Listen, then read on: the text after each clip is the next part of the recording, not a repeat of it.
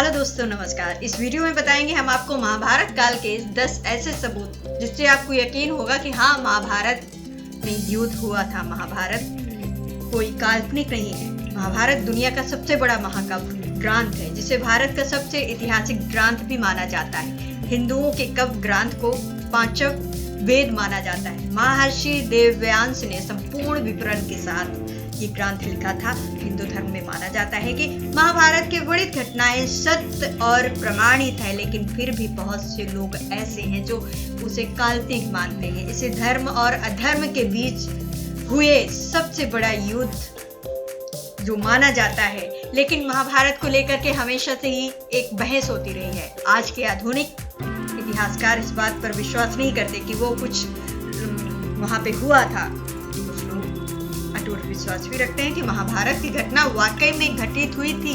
ऐसे कई सबूत हैं जो मौजूद है, जिससे ये पता चलता है कि श्री कृष्ण का जन्म इस धरती पर हुआ था। महाभारत असली है। इसमें हम आपको सारी डिटेल में बताते हैं। महाभारत दुनिया का सबसे बड़ा ग्रंथ। ये तो आप जानते ही हैं कि महाभारत का युद्ध कुरुक्षेत्र में हुआ था, जो कि हरियाणा राज्य में स्थित है।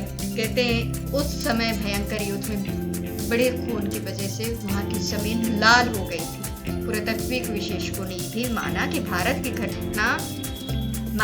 की घटना सच थी। उस जगह पर तीरों और भालों को जमीन पर गाड़ा पाया गया, जिनकी जांच में ये पता चला कि 2800 ईसा पूर्व ये लगभग बनाए गए हैं और उसी काल में महाभारत का युद्ध हुआ था। तो इससे तो ये प्रमाणित होता है कि महाभारत का युद्ध वहां पे हुआ।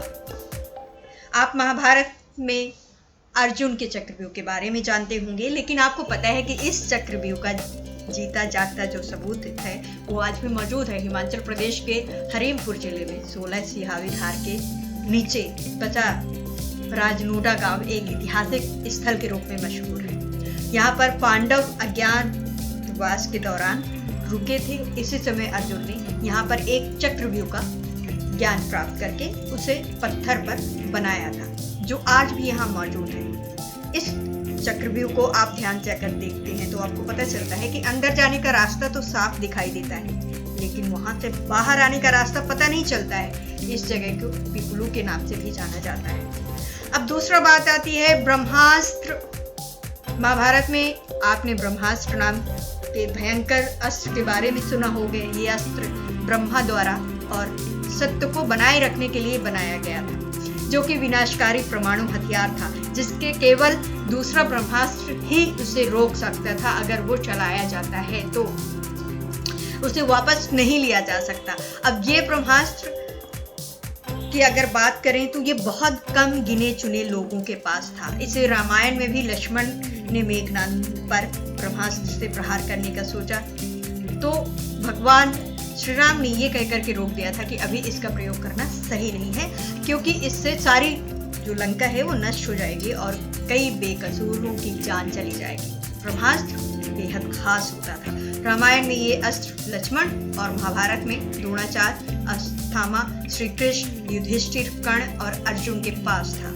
ये अस्त्र पूरी दुनिया को नष्ट करने की ताकत रखता है। अमेरिका ने रॉबर्ट ओपेनहाइमर को परमाणु बम बनाने को दिया और इसका परीक्षण किया, तो पाया गया कि इसका बिल्कुल ब्रह्मास्त्र की तरह इसका प्रयोग धमाका हुआ। इसके बाद वैज्ञानिकों ने भी माना कि इस तरह का शस्त्र महाभारत में इस्तेमाल हुआ था। श्री कृष्ण की भूमिका, श्री कृष्ण को द्वारका का राजा कहा जाता है और महाभारत में इस बात की जानकारी मिलती है कि ये नगरी जल में डूब गई थी, यानी कि पूरा नगर ही पानी में समा गया था। आपको जानकर आश्चर्य होगा कि पुरातत्व विभागों को गुजरात के पास समुद्र के नीचे पुराना शहर मिला और इसके सबूत भी मिले। इससे पता चलता है कि द्वारका नगरी का जो वर्णन महाभारत में किया गया है वो वही द्वारका नगरी है। अब केदारनाथ पशुपतिनाथ मंदिर की बात कर लेते हैं। तो पौराणिक कथा के अनुसार जब महाभारत के युद्ध में पांडवों द्वारा अपने रिश्तेदारों के खून बहाया गया तो भगवान शिव उनसे बहुत क्रोधित हो गए, नाराज हो गए थे। फिर श्री कृष्ण के कहने पर पांडव माफी मांगने के लिए निकल पड़े। गुप्त काशी में पांडवों को देख करके भगवान शिव वहां से अदृश्य हो गए। वो अन्य स्थान पर चले गए। इस स्थान को केदारनाथ के नाम से जाना जाता है। फिर पांडव केदारनाथ भी पहुंच गए, लेकिन भगवान शिव उनके आने से पहले ही भैंस का रूप धारण कर लिया। वो भैंस के झुंड में शामिल हो गए। पांडवों ने भगवान शिव की पहचान तो कर ली, लेकिन भगवान शिव भैंस के रूप में ही जमीन के नीचे धंसने लगे। भीम ने अपने बल से भैंस रूपी शिव को धरती के सामने ही रोक दिया। फिर भगवान शिव अपने असल रूप में आ गए और उन्हें पांडवों को क्षमा कर दिया। भगवान शिव का मुंह तो बाहर था, लेकिन उनका जो शरीर था वो जमीन के नीचे पहुंच गया था, जो भैंस के रूप में है। तो यहाँ पे ये केदारनाथ जो है वो आज भी भैंस के रूप में है। और पशुपतिनाथ जो कि शिव जी का मुंह था, वो पशुपतिनाथ के नाम से मंदिर जो फेमस है वो महाभारत युद्ध में हुआ था।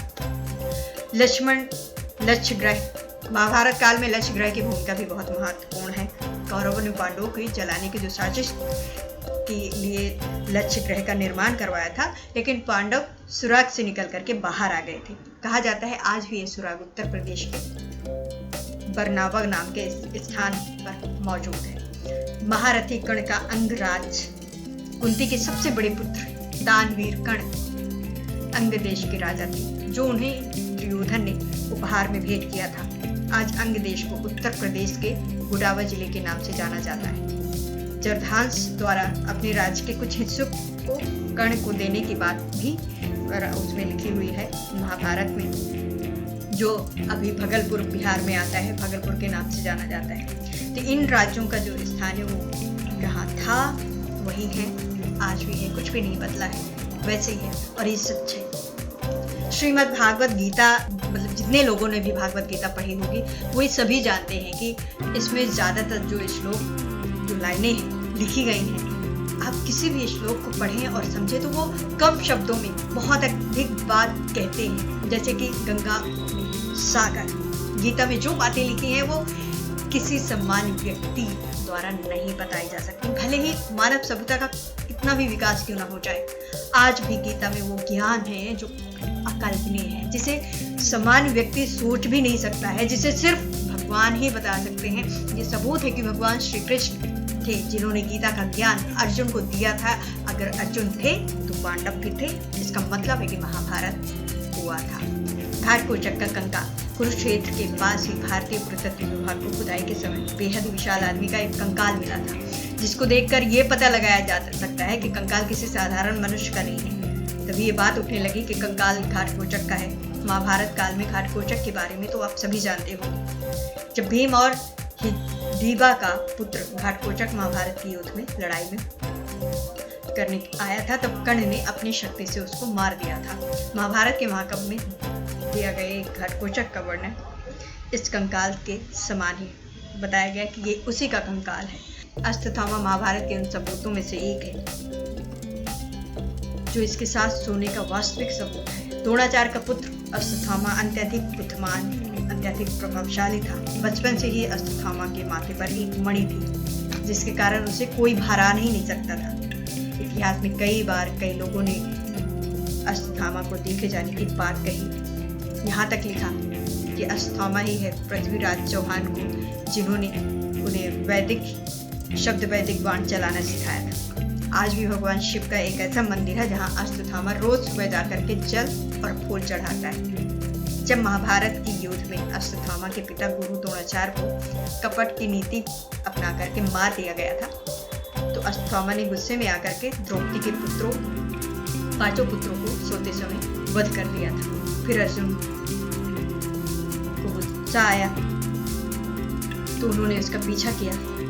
अश्वत्थामा ने अर्जुन का जो अर्जुन के ऊपर अपना ब्रह्मास्त्र छोड़ दिया। उसने ब्रह्मास्त्र का मुख जो था वो अभिमन्यु की पत्नी की तरफ मोड़ दिया।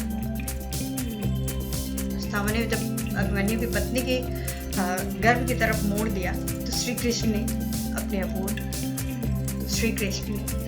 अबोध बालक और स्त्री की हत्या को अधर्म बताकर के गुस्से में आकर के अश्वत्थामा के माथे से मणि निकाल लिया और कलयुग में के आखिरी तक उन्हें पृथ्वी पर भटकते रहने का श्राप दे दिया।